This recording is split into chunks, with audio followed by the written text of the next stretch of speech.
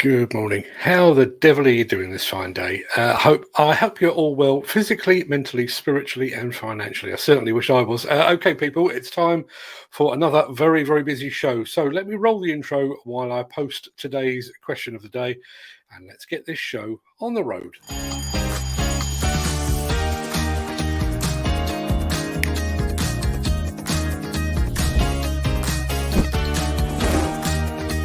Welcome to the Breakfast Show. I'm your host, Mark Anthony.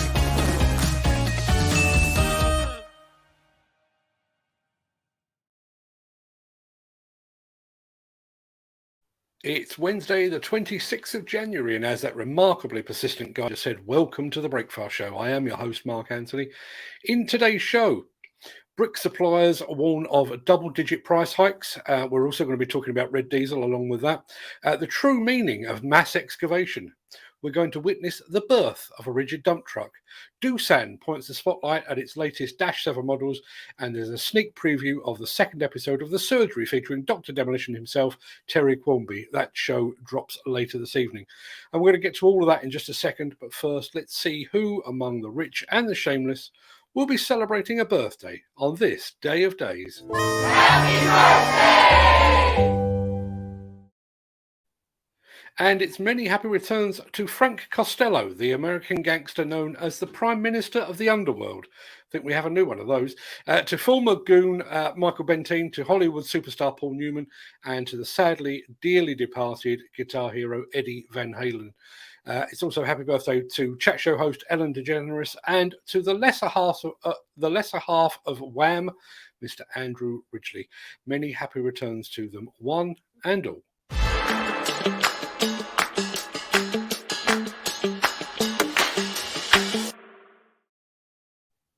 2021 ended with hikes in the prices of steel and cement. 2022 is now starting with similar hikes in the price of bricks.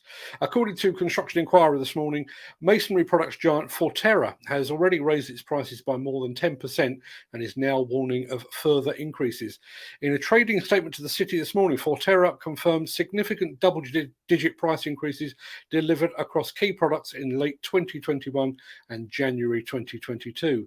Company management is continuing to review the cost landscape before determining when further price increases will be applied. Chief Executive Stephen Harrison added the strong customer demand seen through 2021 continued up to the end of the year, with 2022 trading continuing where 2021 ended. Having successfully delivered sizable price increases across our product ranges, we are confident of delivering meaningful growth in 2022. We remain watchful of further inflationary cost pressures, and we will apply further price increases as necessary. Let me just get rid of that. Full-year brick sale volumes were 33% ahead of 2020 and 1% ahead of 2019. And I think this may well be among the topics of discussion in today's after-show chat. It will almost certainly be on the agenda when Builders Conference CEO Neil Edwards joins us on Tuesday, the 1st of February. Speaking too fast today, too much coffee, for our monthly roundup of construction and contract awards. Now, speaking of price hikes, I'm about to do something I thought I would never do. I'm going to refer to GB News. GB News has this morning carried a report on the forthcoming switch from red to white diesel and its possible impact on the UK construction and demolition industry. Now, I'm hoping to be able to play this for you now. I did have a few issues with this a little bit earlier on while I was playing around with it. For some reason, the video was coming through with no sound, but I'll keep my fingers crossed. And if you can hear it, please let me know in the chat. Let's see if I can get that one playing for you right now. And we're going to talk about carbon emissions in a bid to do that, because this will get you talking. There's a thing called red diesel, right? They use it in building and they use it in farming. And it's basically, they mark diesel because it's taxed at a different rate. So you can't use it in your car. Well, you can use it in your car, and there's a big trade in that. But actually now there is talk about taking this away from the construction industry, taking this away from farming as well. And this move, controversial, is being seen as a tax hit on the industry rather than being a green step forward. Yeah, and the timing of all of this could be especially damaging when costs are already rising. Our man in Northern Ireland, Doogie Beattie, has all the details. This is basically subsidies in a jar. It's red diesel. It pays less tax than ordinary white diesel, and it was brought about so as vehicles like this behind me could run more cost effectively.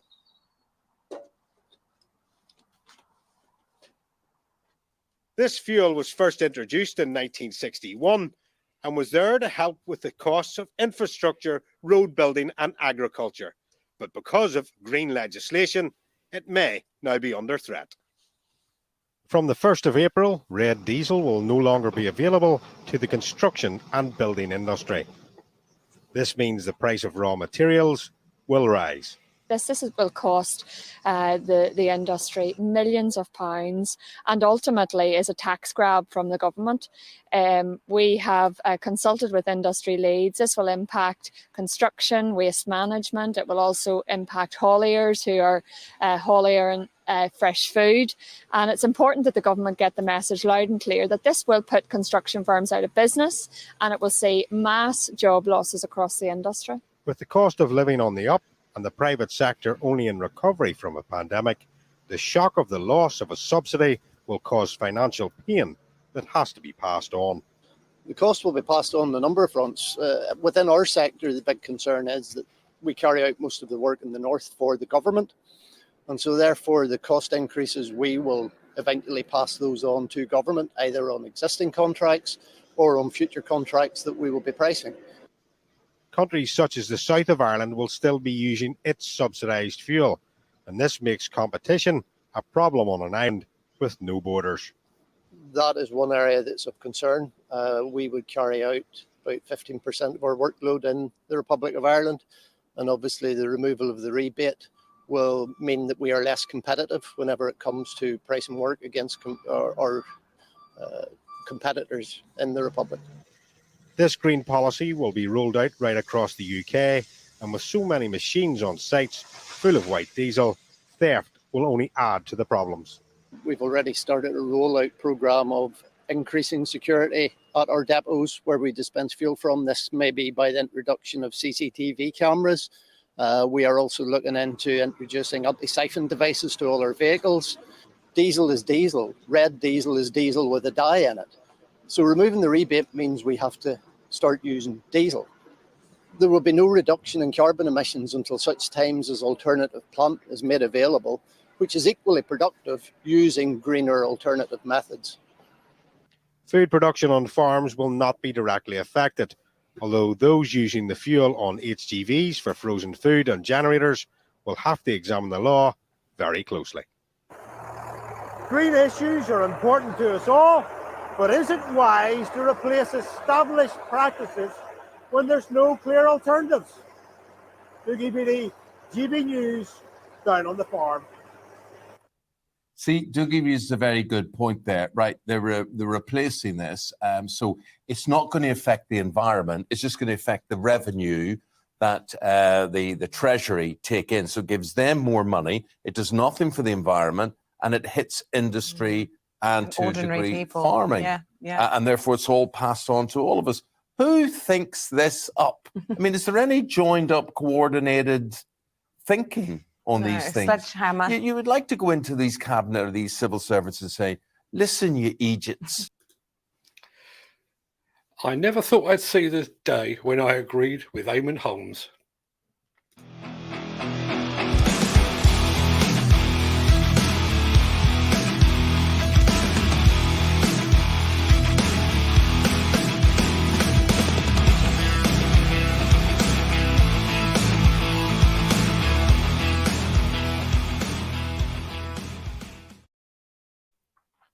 Anyone that's been around the muck shifting game for any length of time will be familiar with the term mass excavation.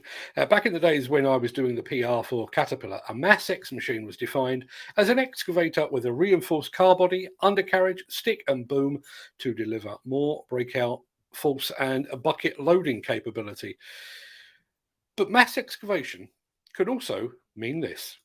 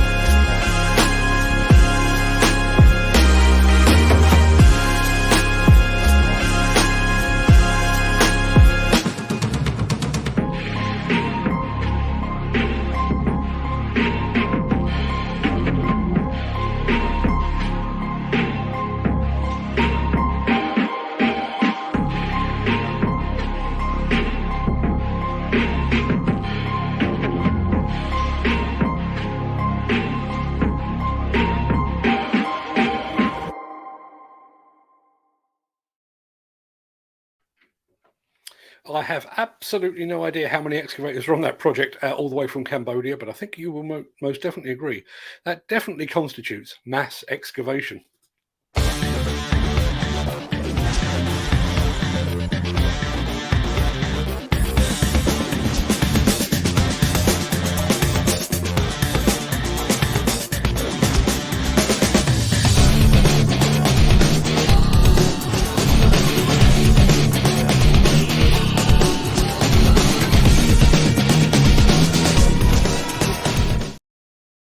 The World of Concrete show is over, and the Las Vegas Convention Center is now saying a slow farewell to all the equipment that was crammed into its halls for last week's event. But the fine folks at Doosan used the show to draw attention to 3 new additions to its Dash 7 machine range, and luckily for us, they did so in video form. The DX50-7 behind me is one of the newest of our mini excavator lineup. These new machines incorporate standard heat and enclosed cabs, optional heated seats, and another of other creature comforts that make it easier for the operator to work an entire day. Also included with this machine is adjustable hydraulics to make working with various attachments easier, and we offer hydraulics on the end of the boom to operate a hydraulic quick coupler as configured on this machine here at the show. Out of the gate, we have bucket, coupler, and thumb options available, plus a number of other attachments that we can use in the machine. This is one of the new models in our Dash 7 series wheel loader lineup. A year ago when we were at World of Concrete, we introduced these models, and the mid-size machine behind me is the newest of that introduction. This particular machine is a 3.5-yard wheel loader, very popular in construction applications and popular in discussions that we're having here at the show.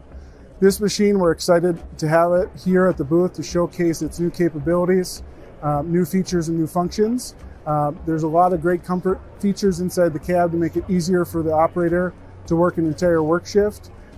There's more visibility with the machine, 14% more glass area to give the operator a better sense for their work site.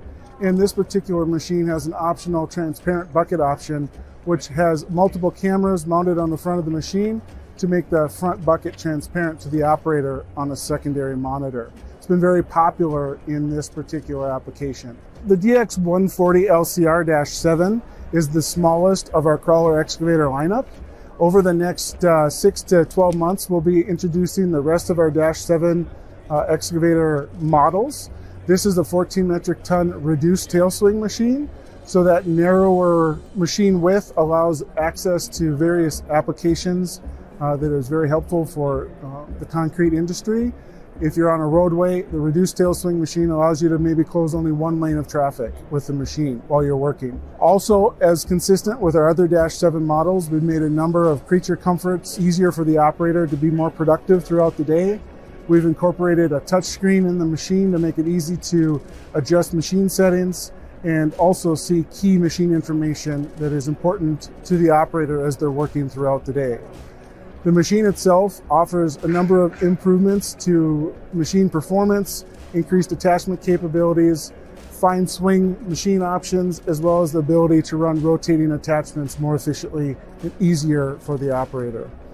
This machine is also equipped with the optional 360 all-around view monitor to allow customers to see a bird's eye view around the machine. It's very helpful in certain applications, especially in a reduced tail swing machine, to really make placement of the machine on the job site ideal.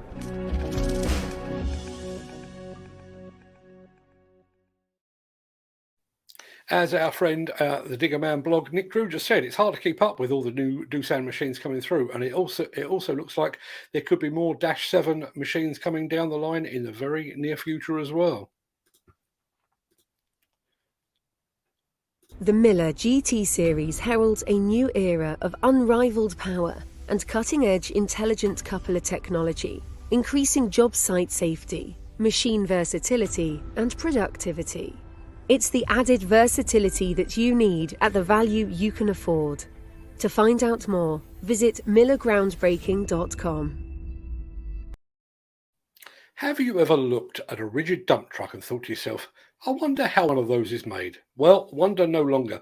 Those fine folks at Italian truck manufacturer Polini have given us a peek behind the curtain, and this is the birth of a dump truck.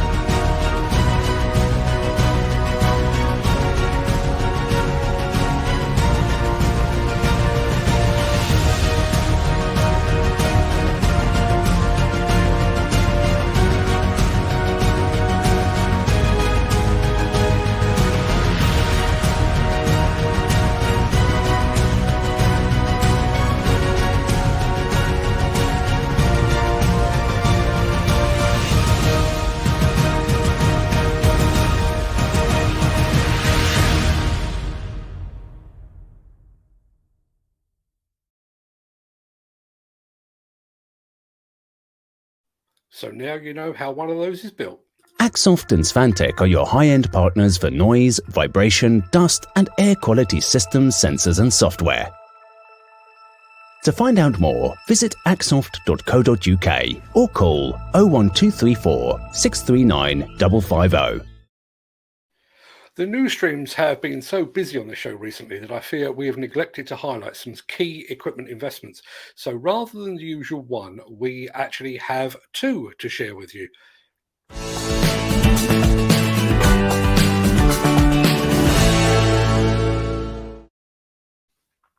Glasgow-based George Leslie was so pleased with its JCB 245XR that the company is investing in two additional models. Supplied by local dealer Scott JCB, the original model has been put straight to work draining the Mill Glen Reservoir in North Ayrshire. The machine is actually running on HVO fuel to further reduce carbon emissions. Graham Barkley, George Leslie plant manager, said, George Leslie has been buying JCB equipment for 50 years or more. The new JCB 245XR is performing extremely well and has driven the order for more of these impressive models.